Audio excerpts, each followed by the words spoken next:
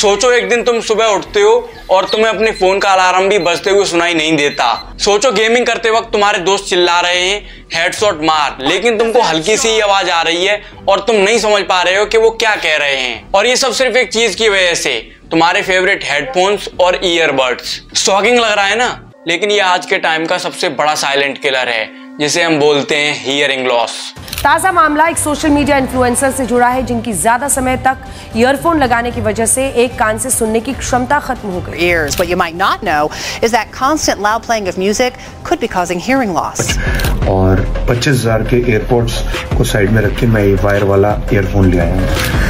This video is in जनहित में जारी because I lost my hearing due to AirPods। अभी मैं कान में इंजेक्शन लगा के आ रही हूँ और पिछले 3 दिन से अपने कानों में इंजेक्शन लगा रही हूँ।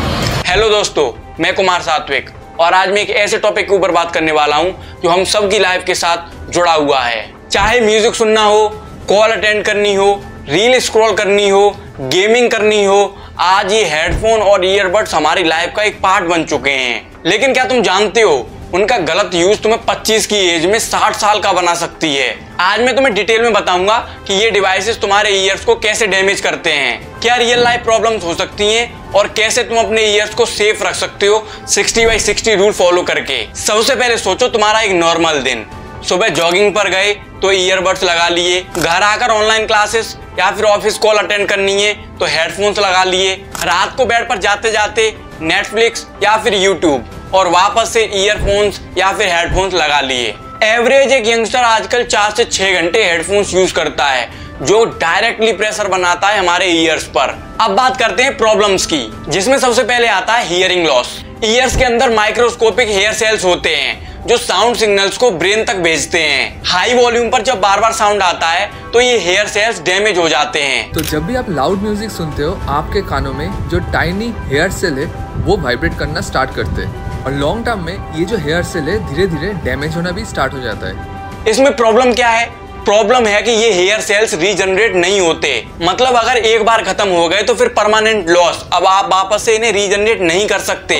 WHO की रिपोर्ट के हिसाब से 1 बिलियन से ज्यादा यंग लोग रिस्क में हैं हेडफोन्स ओवर यूज की वजह से। इसकी दूसरी प्रॉब्लम है टिनिटस, कान में घंटी बजना। बहुत लोग कंप्लेंट करते हैं कि उन्हें म्यूजिक सुनने के बाद एक बीप साउंड आता है कानों में, इसे ही हम बोलते हैं टिनिटस।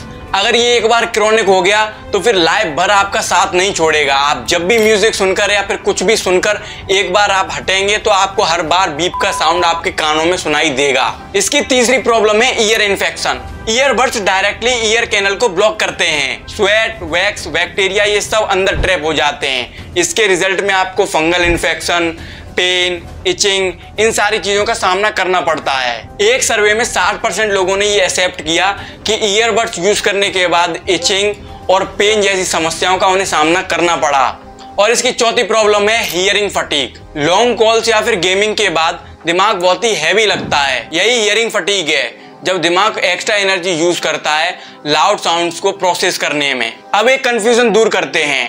बहुत लोगों के मन में एक ये सवाल रहता है कि क्या ब्लूटूथ डिवाइसेस यूज करने से हमें कैंसर हो सकता है? इसका सच ये है कि Bluetooth low leveling non ionizing radiation देता है, मतलब डायरेक्टली डीएनए डैमेज या फिर कैंसर नहीं करता, लेकिन लॉन्ग एक्सपोजर से टिश्यू स्ट्रेस, हीटिंग और स्लीपिंग डिस्टरबेंस होता है, मतलब डेंजर इनडायरेक्टली है। एक दोस्त सोचो जो जिम में डेली 2 घंटे हाई बेस म्यूजिक सुनता है और वो भी फुल वॉल्यूम पे। पहले तो ये हाई बेस म्यूजिक बहुत ही एनर्जी बूस्ट लगता है, लेकिन 1-2 साल बाद उसे लगता है कि उसको नॉर्मल आवाज काफी कम सुनाई दे रही है। या एक ऐसे स्टूडेंट के बारे में सोचो जो रात भर पढ़ाई करते वक्त लोफी म्यूजिक सुनता हो और फिर नेक्स्ट डे उसको लगता है कि उसके कान में घंटियां बज रही हैं। पहले तो ये सब नॉर्मल लगता है, लेकिन ग्रेजुअली ये सब कुछ परमानेंट बन जाता है। अब इसका सॉल्यूशन क्या है? डॉक्टर रिकमेंड करते हैं 60/60 रूल। क्या है ये 60/60 रूल? 60/60 रूल का मतलब है कि 60% से ज्यादा अपनी वॉल्यूम को मत रखो और 60 मिनट से ज्यादा एक बार में म्यूजिक मत सुनो। अपने डिवाइस का वॉल्यूम कभी भी 60% से ज्यादा मत रखो, सेफ रहता है 60% तक। उससे ज्यादा मैक्स करोगे तो वो आपके कानों के लिए बहुत दिक्कत वाली बात है। और एक बार में 60 मिनट से ज्यादा कंटिन्यूअस मत सुनो, हर 1 घंटे के बाद 5 या 10 मिनट का ब्रेक लो और डिस्टेंस एंड हाइजीन को फॉलो करो।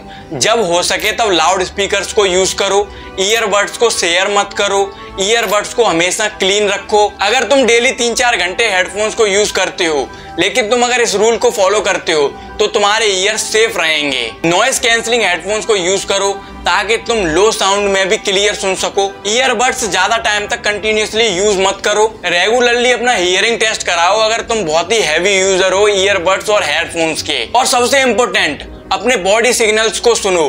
अगर तुम्हारे कान में दर्द हो रहा है या फिर तुम्हारा ब्रेन हेवी हो रहा है तो उसी वक्त उसका यूज बंद कर दो। दोस्तों, म्यूजिक, गेमिंग, कॉल्स ये सब लाइफ का एक पार्ट है, लेकिन ईयर्स एक ही बार मिलते हैं, उनका कोई रिप्लेसमेंट नहीं होता। आज तुम्हें बेस ज्यादा पसंद आ रहा है, लेकिन सोचो कल अगर तुम्हें अपने फैमिली मेंबर्स की आवाज ही सुनाई न दे तो फिर क्या फायदा। सो नेक्स्ट टाइम जब भी आप हेडफोन्स और ईयरबड्स को यूज करो तो अपने आप से एक सवाल जरूर पूछो, am I following the 60/60 rule. अब इसमें चॉइस तुम्हारी है, आज एक छोटा सा कंप्रोमाइज या फिर जिंदगी भर का साइलेंस।